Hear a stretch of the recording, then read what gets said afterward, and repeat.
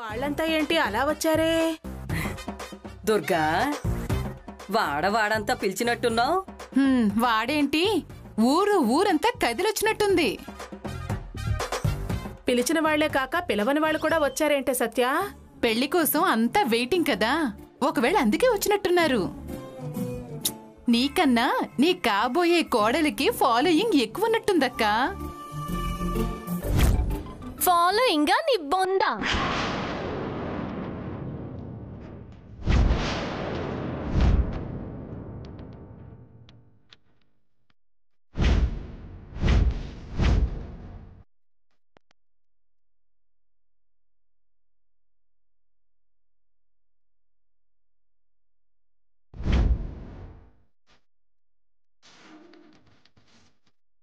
ఏంటే నువ్వొచ్చావేంటి? పో పో అవతలకి. పోతాలే, నేనేం ఇక్కడే ఉండడానికి రాలేదు. వచ్చే ఛాన్స్ ఎలాగో రాదని తేలిపోయింది కానీ ఎందుకొచ్చావే? పో మా ఇంటి నుంచి. పోతాలే, రేపటి నుంచి ఎలాగో ఇదే కదా మా ఇల్లు.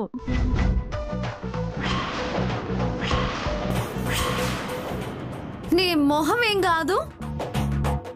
దీనికి ఈ జనాలను చూసి నేను అన్న మాటలు గుర్తుకొచ్చినట్టున్నాయి అత్తయ్య. ఏమన్నావే? నిన్న ఇది ఇలాగే వాగితే నేనే బావకి కాబోయే భార్యనంటే నీ మొహం ఏం కాదు. రేపు నా మంగళ స్నానానికి ఎక్కువ మంది వస్తారు, నీ మంగళ స్నానానికి ఎక్కువ మంది వస్తారో చూద్దామని పందెం కాశాను. అందుకే ఇది జనాలని చూసి దీని గుమ్మం తొక్కేవాళ్లు లేక బేజారు పడి వచ్చి వాగుతుంది. బేజారు పడాల్సిన అవసరం నాకేంటే? ఇలాంటి బేవర్స్ పనులు చేస్తే జనం ఎవరింటికైనా వస్తారు. బేవర్స్ పనులేంటే? బేవర్స్ పనులు ఏంటా? చూపిస్తాను రండి. ఆదిత్య, మామయ్య మీరు కూడా రండి. రండి రా దుర్గమ్మ, చూపిస్తాను రా. ఎక్కడికే? ఆగు. ఎక్కడికే? ఏంటే? చూడండి, అందరూ కళ్ళు బాగా పెద్దవి చేసుకుని మరీ చూడండి.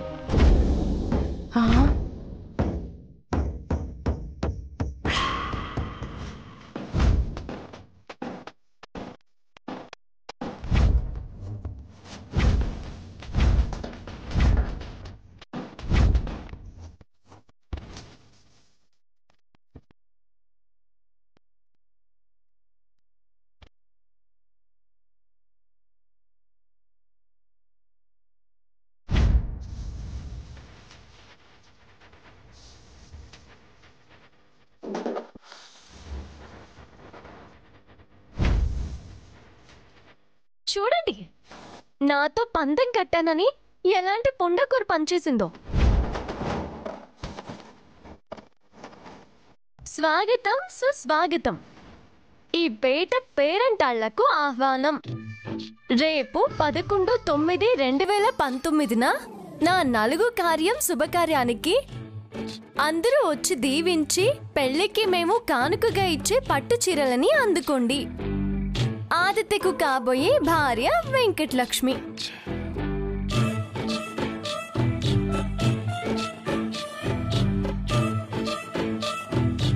ఏమే, స్నానాలకి శోభనాలకి ఫ్లెక్సీలు పెడతారా ఎవరైనా?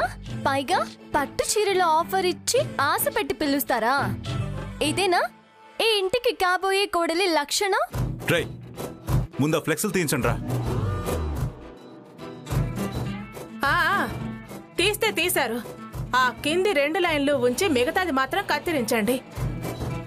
ఆదిత్యకి కాబోయే భార్య వెంకటలక్ష్మి అనేది చాలా బాగుంది, కానీ ఆ విషయం అందరికీ తెలియాల్సిందే కదా. ఏంటమ్మా బాగుండేది? జనం నవ్వుకుంటారమ్మా. ఎందుకురా నవ్వుకునేది? శుభలేఖలో ఉంది అదేగా, వెంకటలక్ష్మితో ఆదిత్య పెళ్లి అని. చూడు దుర్గా, ప్రెస్ మీట్ పెట్టి అందరికీ నువ్వు చెప్పావుగా, మళ్ళీ ఇలా ఫ్లెక్సీలు పెట్టి స్పెషల్గా చెప్పాల్సిన పని లేదు. ముందు వాటిని అర్జెంటుగా తీసేయండి, లేకపోతే రేపటిదాకా కూడా ఆగను. ఇప్పుడు నాకు బావకి పెళ్లి చేస్తావా మావయ్య? కాదు, వీడితో తులసి మెడలో ఆ ఫ్లెక్సీల సాక్షిగా ఆదిత్య చేత తాళి కట్టిస్తా.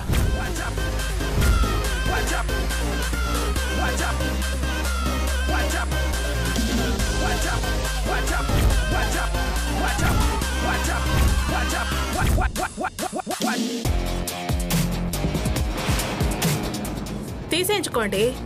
ఫ్లెక్సీలు తీసేసినంత మాత్రాన పెళ్ళేమీ ఆగదు. ఏదైనా ఫ్లెక్సీ పెట్టి మంచి పబ్లిసిటీ ఇచ్చేవే వెంకటలక్ష్మి. దుర్గా, మెటికలు విరిచిన ఆ చేత్తోనే రాను రాను నెత్తిన ముడతావు, అది గుర్తుంచుకో. మొట్టటం ఏమీ జరగదు. అక్షంతలు వేసి ఆశీర్వదిస్తారు. కృష్ణ భగవానుడు జరగనివ్వడుగా. కృష్ణ భగవాన్ అంటే మా నాన్నగా తెలిసి ఆ, ఆయనే. కానీ ఆయన చక్రం నా చేతుల్లో ఉంది.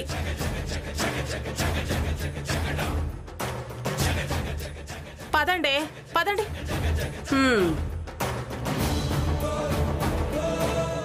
తులసి, నువ్వు కూడా త్వరగా రెడీ అవ్వ. అలాగే మామయ్య, రండి.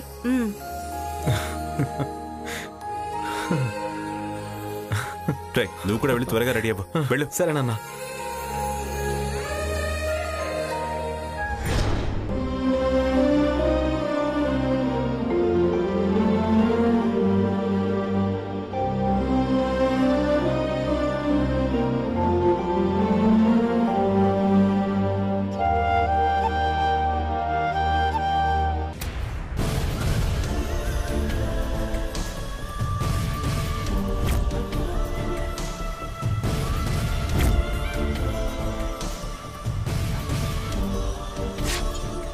ఎక్కడికి బాబా బయలుదేరారు?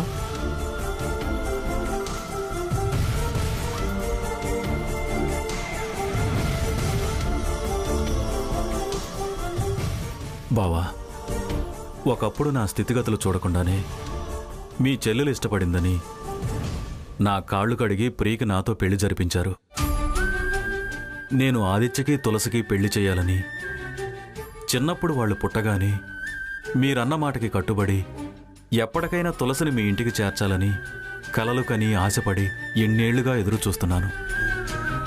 కాని దుర్గమ్మ పంతానికి అది జరుగుతుందో లేదో అని భయం ఎక్కువైంది బావా. భయమా? అవునన్నయ్య, భయమే. నా మనసు స్థిరంగానే ఉండటం లేదన్నయ్య. రకరకాలుగా ఆలోచిస్తుంది. వదిన రోజుకు రకంగా పందెం కడుతుంది.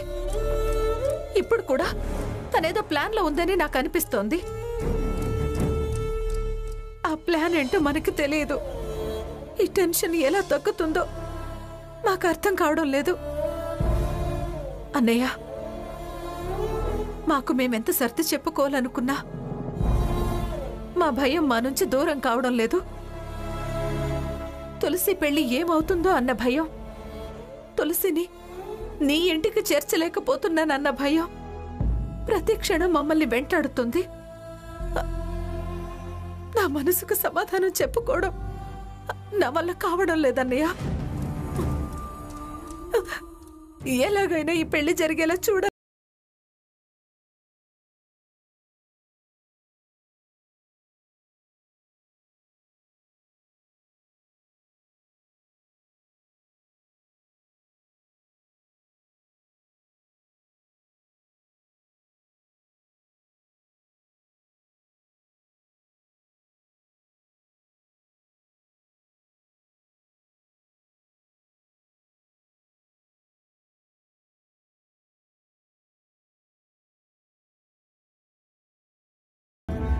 మనందరం సంతోషంగా ఉండాలంటే వాళ్ళ ప్రేమ ఫలించి తీరాలి. వాళ్ళ పెళ్లి జరిపించి తీరుతానన్నది ఎందుకు? వాళ్ళ ప్రేమ గురించి తెలిసే కదా. వాళ్ళ ప్రేమకున్న బలమే వాళ్ళ పెళ్లి జరిపిస్తుంది. నా నమ్మకం దానికి జతవుతుంది. నీ ఆశ దానికి తోడవుతుంది. ఎట్టి పరిస్థితుల్లో ఈ పెళ్లి ఆగదు. ఆగే ప్రసక్తే లేదు. అమ్మా, నేను నీకెప్పుడూ మాటిచ్చాను కదమ్మా, నీకెందుకు భయం? ఏ, ఈ అన్నయ్య మీద నమ్మకం సన్నగిలిందా? ఏం బావా, నువ్వే అనేవాడివి కదా మనం కృష్ణార్జునమని. మనం బాణం వేస్తే తగలకుండా ఉండదు, నువ్వు గురి పెడితే జరగని పని ఉండదు అని చాలాసార్లు చెప్పేవాడు కదా. మరి ఇప్పుడెందుకు వెనక ముందు ఆలోచిస్తున్నావు? ఎందుకు భయపడుతున్నావు? ఈ ప్రసాద్ ఎప్పుడు ప్రసాదే బావా. డిపార్ట్మెంట్లో ఉన్నా లేకపోయినా మన రెండు కుటుంబాలకి నేనే పెద్ద. నా నిర్ణయమే ఇక్కడంతా అమలు జరుగుతుంది. మీరు ధైర్యంగా ఉండండి. మీరు బాధపడి నన్ను బాధ పెట్టకండి. మీరేడిస్తే నేనెలా ముందుకెళ్ళగలనమ్మా? ఈ శుభకార్యం శుభంగా జరగాలి అంటే మీరు ధైర్యంగా ఉండాలి, నాకు తోడుగా ఉండాలి, నన్ను ముందుండి నడిపించాలి. పదండి, నేను హామీ ఇస్తున్నాను. అమ్మా, మీరు ఎలాంటి దిగులు పెట్టుకోవద్దు. ఇంకెప్పుడు ఈ పెళ్లి జరగదేమో అనే అనుమానంతో ఏడవద్దమ్మా. కన్నీళ్లు చాలా విలువైనవి. ఇలాంటి అపోహలతో వాటిని వృధా చేయొద్దు. పదండి, వెళ్దాం. ఆదిత్య, అమ్మ నన్ను ఆశీర్వాదం తీసుకోనన్నా.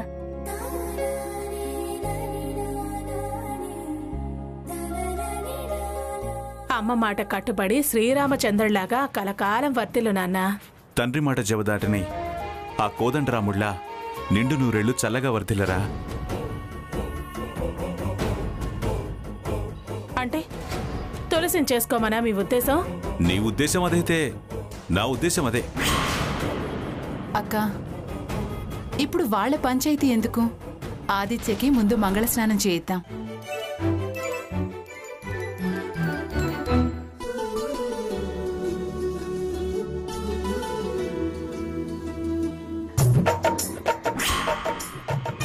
కరెక్ట్ టైంకి వచ్చాను. అంతా మంగళప్రదంగా సాగాలి.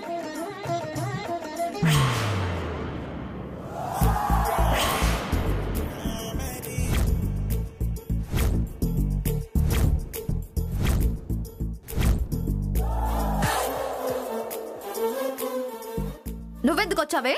మా అమ్మ అత్తయ్య మామయ్య దగ్గర ఆశీర్వాదం తీసుకోమంది, అందుకే వచ్చా.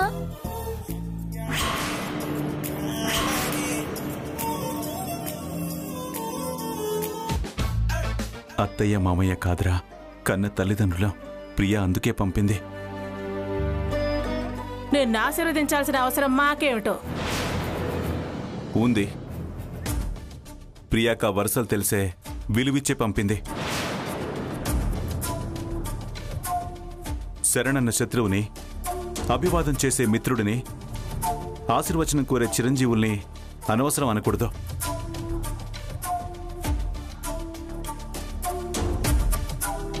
పద్ధతి లేకుండా మాట్లాడుతురుగా, హుందాగా పెద్దరికంగా మాట్లాడు. సత్యవతి, అక్షింతలివ్వు.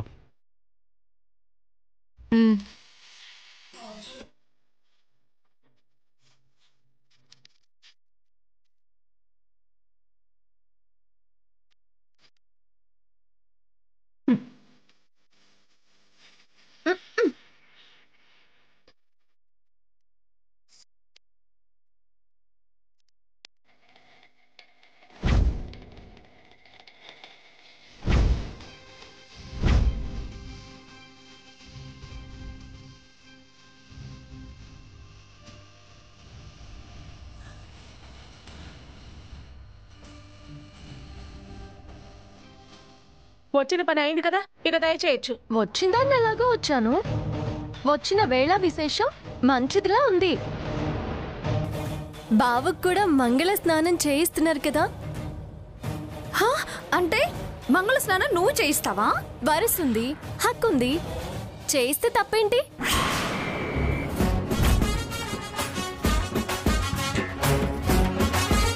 పెళ్ళన్నాక సరదా సందడి ఉండాలి.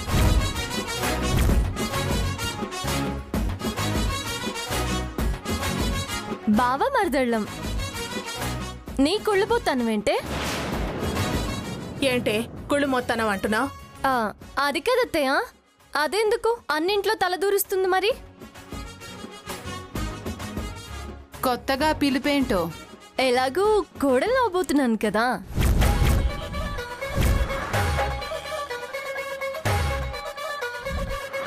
మరి దుర్గమ్మ అంటే బాగోదని ఇలా అలవాటు చేసుకుంటున్నాను. చాలే ఆపు.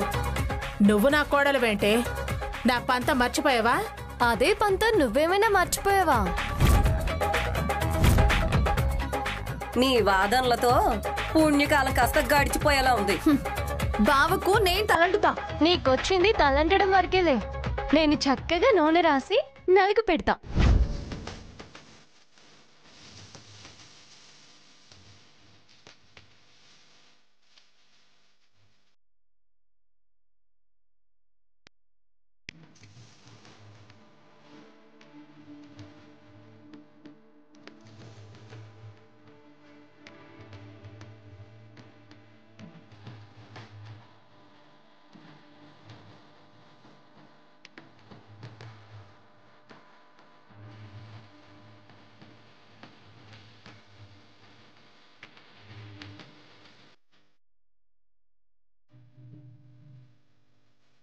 మరి మీ మరదలిష్టం నలుగే పెడతారో మీ బావకి తలే అంటుతారో కానియండమ్మా. బావకి నేను తలంటుతా. నీకొచ్చింది తలంటడాలే. నేను చక్కగా నూనె రాసి నలుగు పెడతా.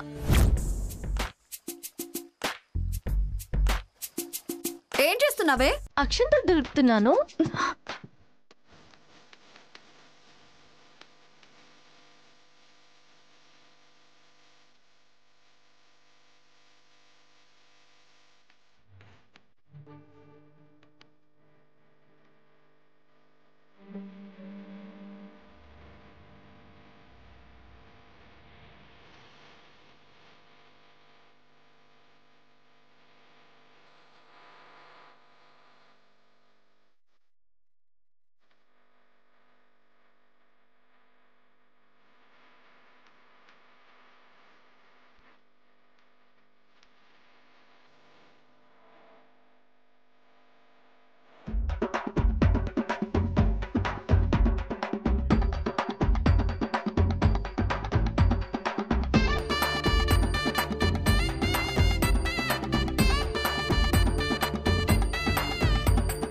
వెంకటలక్ష్మి కొంచెం నీళ్ళు ఎక్కువ పోయివే.